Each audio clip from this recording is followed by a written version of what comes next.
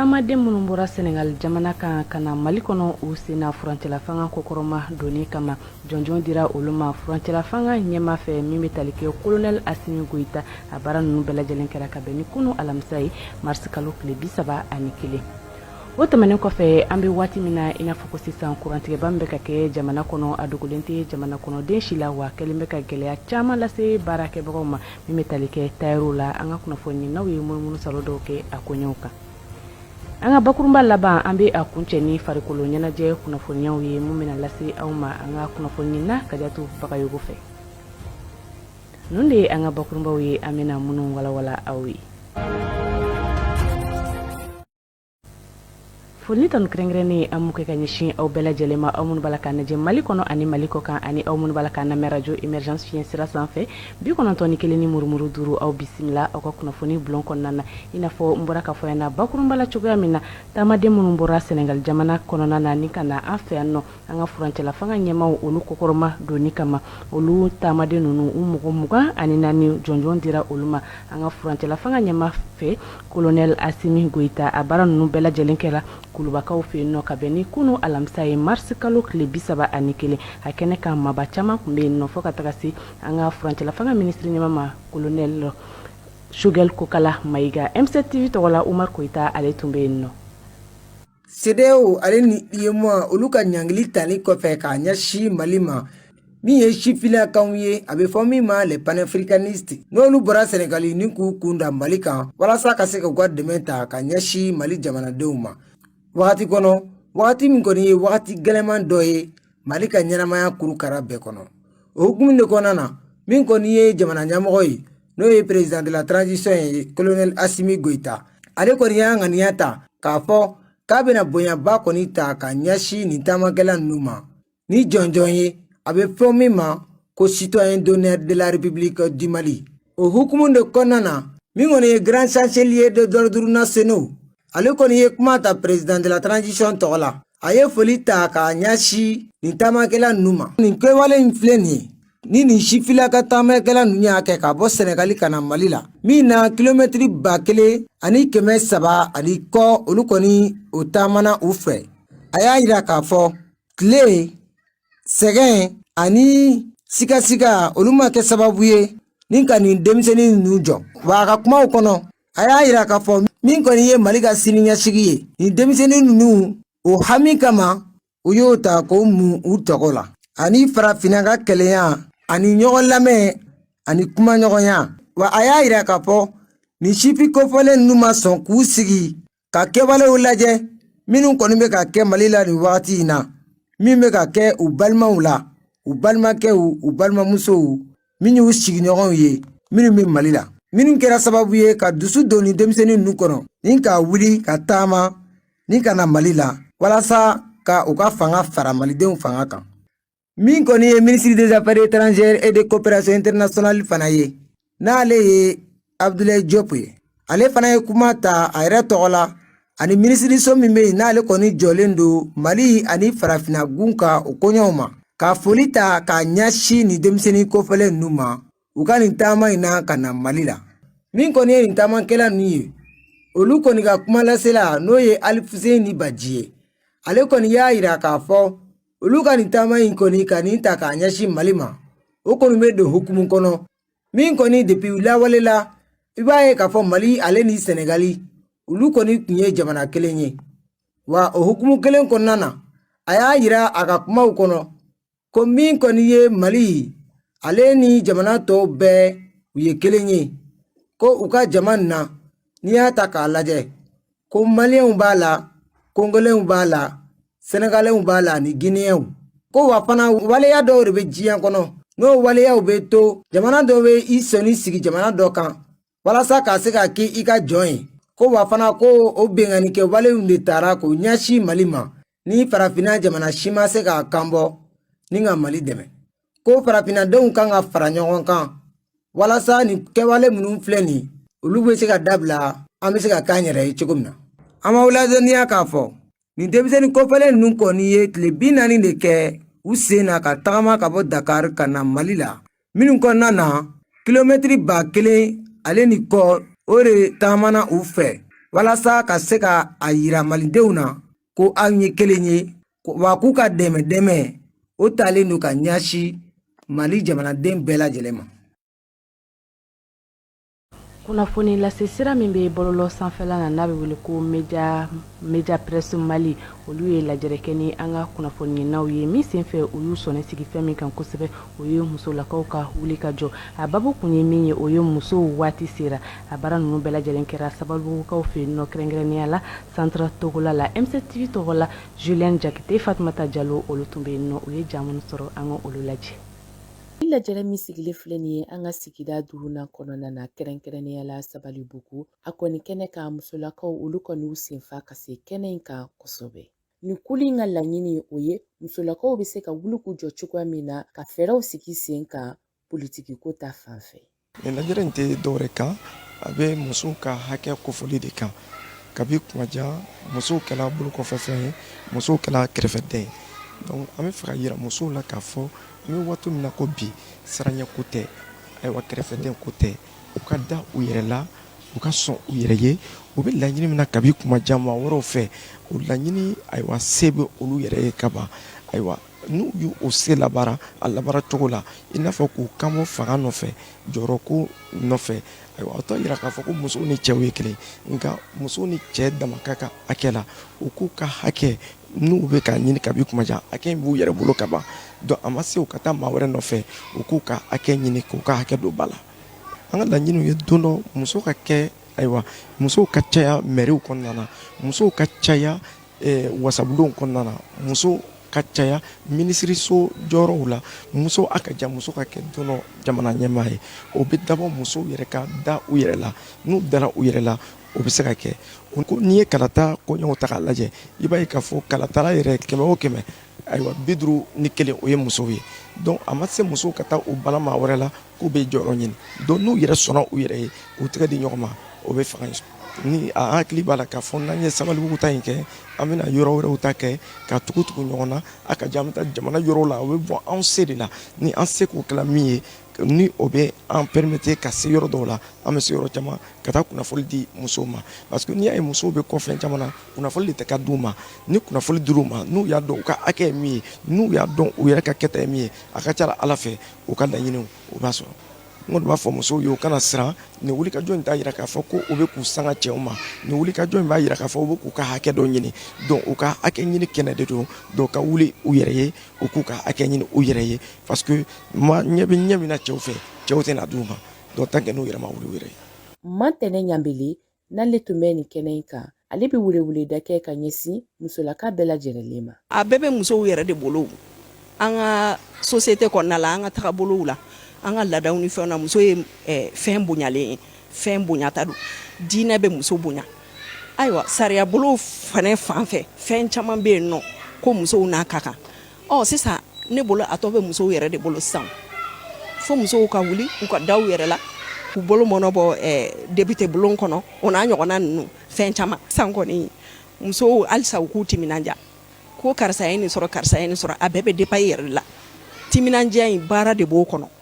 muso ni place min ka kan n'i wulila k'a ɲini k'i cɛsiri a la bon a ka ca Ala fɛ i bɛ se ka ɲɛ sɔrɔ o la donc vraiment ne bɛ a ɲini u fɛ halisa u kana jɔ u yɛrɛ la ko ne kalanna ne ma kalan o t'a la mɔgɔninfin jamanaden citoyen bɛ fɛ k'o fɔ i kɛra suguya o suguya ye i jɔyɔrɔ bɛ fasoko la donc musow ka da u yɛrɛ la u yɛrɛ k'u timinanja k'u cɛsiri u ka baara la pour u ka se ka u jɔyɔrɔ fa jamanako la. Nin lajɛrɛ min sigilen filɛ nin ye media presse bolo o dabɔra walasa ka dɛmɛ don musolakaw ma u ka se ka kan kelen fɔ walasa bolodi ɲɔgɔnma kɔnɔna na u ka sira kelen ta ni ka taa ɲɛ. Julien Jakite ni Fatumata Traoré ka ni kunnafoni bɛ taa n'an ye an ka marabolo kunnafoniyaw la Fatumata Traoré ale ka wuli ka jɔ n'a ka cɛsiri kunnafoniya minnu sɔrɔ marabolo kɔnɔna na an ka jɛ ka olu lajɛ. A y'aw bisimila an ka bi marabolo kɔnɔ kibaruw la an b'a daminɛ ni Kulukoro mara ye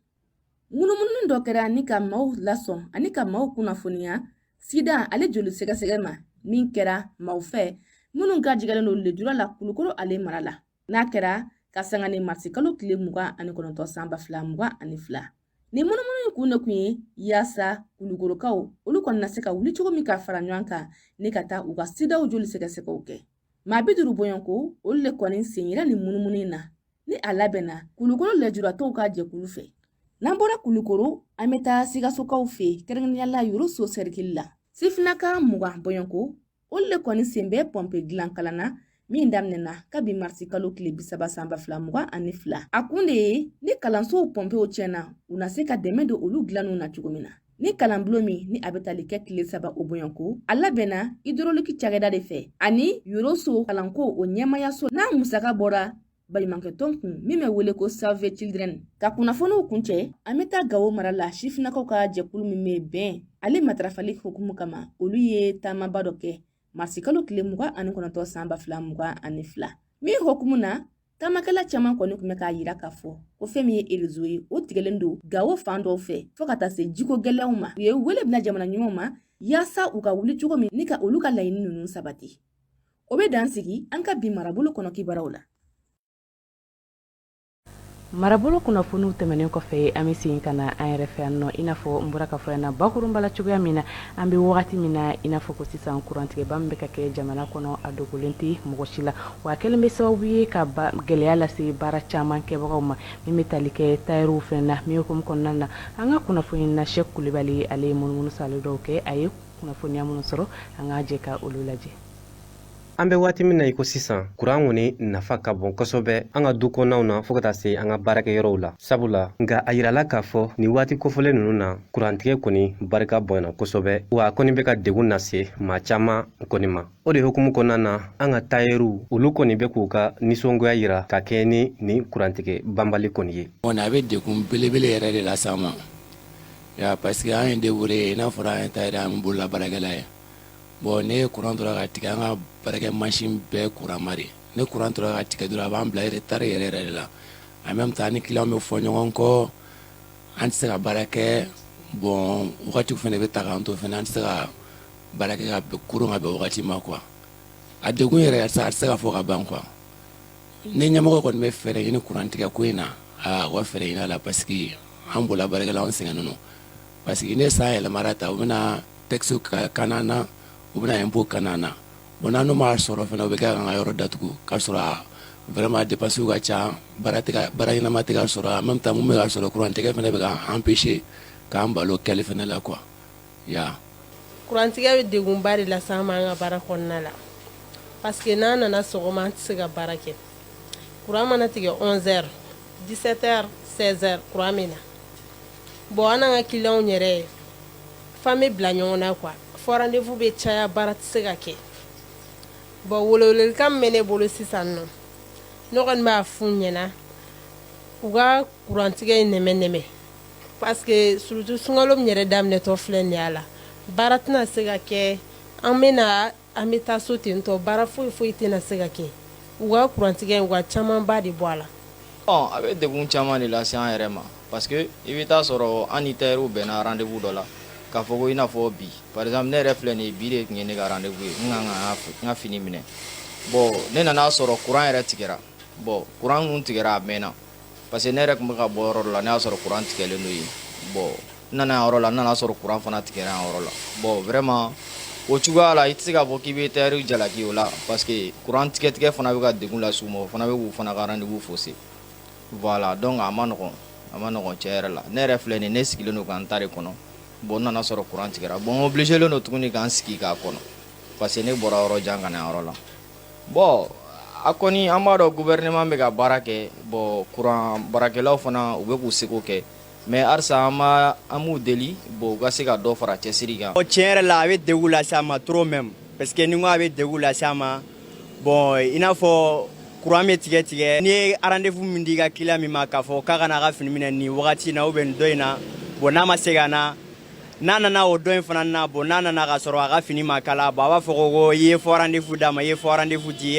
di k'a sɔrɔ courant bɛ tigɛ an bɛ baara kɛ courant na k'an ye a baara utiliser ni courant ye bon ni courant tigɛra k'a sɔrɔ fɔ rendez-vous bɛ caya ka caya an bolo bon o b'an degun quoi a b'an degun tiɲɛ yɛrɛ la. hakilijigi bolo ma nunu kɔni y'a yira k'a fɔ ko kuran kɔni nafa ka bon kosɛbɛ wa a kɔni b'an dɛmɛ an ka baara caman olu kɔnɔna na. O de la a ka kan jamana ɲɛmɔgɔw olu kɔni ka wuli k'u jɔ ni ka fɛɛrɛ bɛɛ lajɛlen sigi sen kan yaasa fura kɔni bɛ se ka sɔrɔ nin kurantigɛ in kɔni na.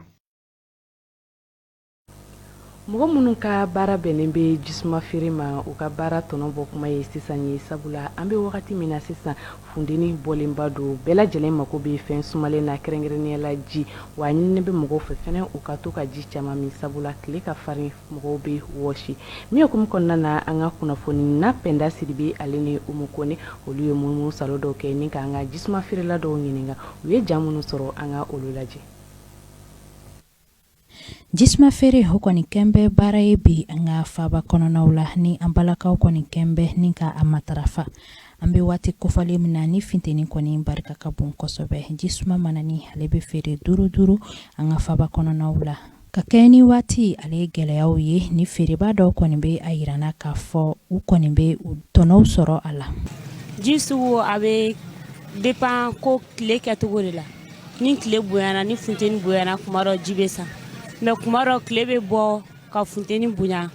ji tɛ san hali bi an filɛ yɔrɔ min na de ko bi sugu man di kosɛbɛ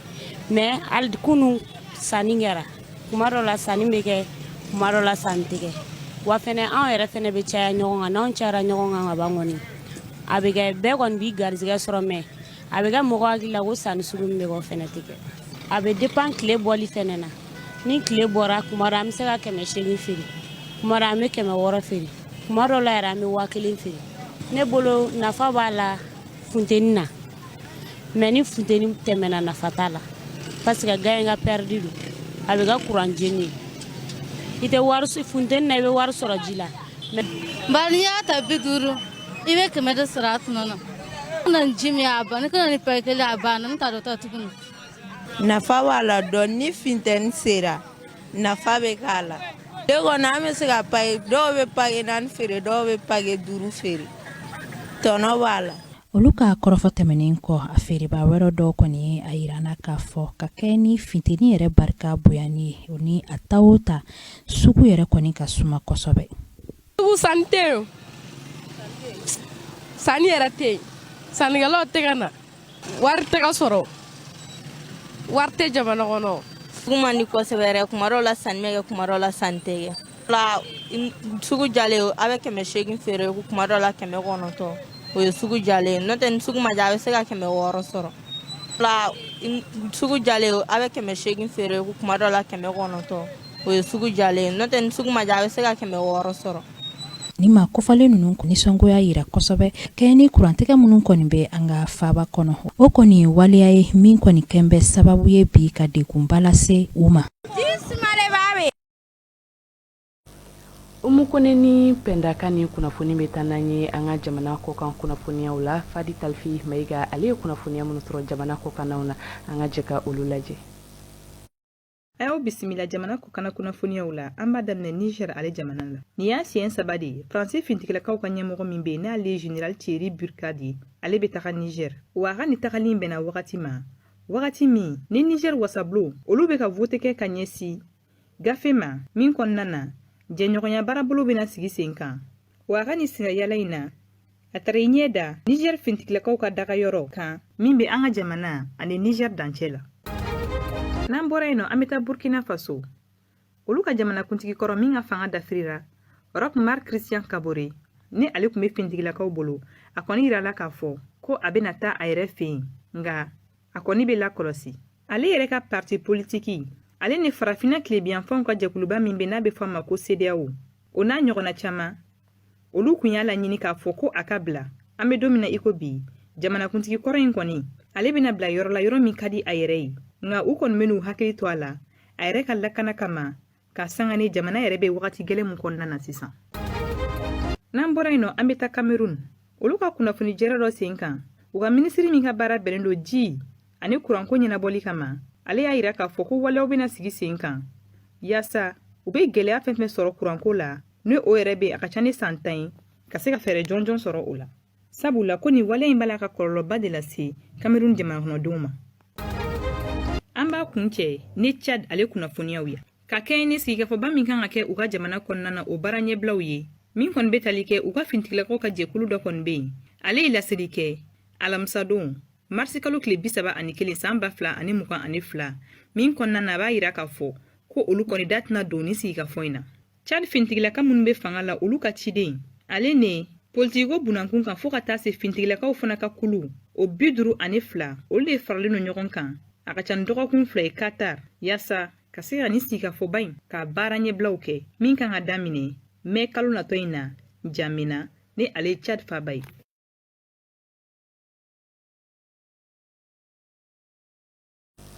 ko kana kunnafoniw tɛmɛnen kɔfɛ an bɛ segin ka na an yɛrɛ fɛ yan nɔ kunnafoni kuncɛla an bɛ tɛmɛ ni an ka bakurunba laban ye min bɛ tali kɛ farikolo ɲɛnajɛ o kunnafoniyaw la a bɛna lase aw ma Kajatu Bagayogoni Modibo Sisogo fɛ.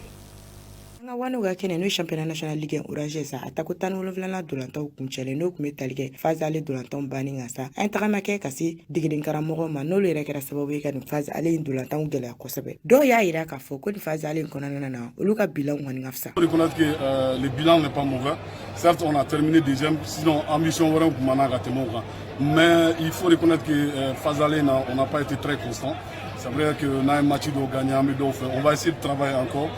Pour que phase retour là, on a cette constance d'osso. Parce que pour qui veut gagner le titre, tu dois être constant. Vraiment, c'est à fond. Ils sont ça sur la donner parce que wakati dola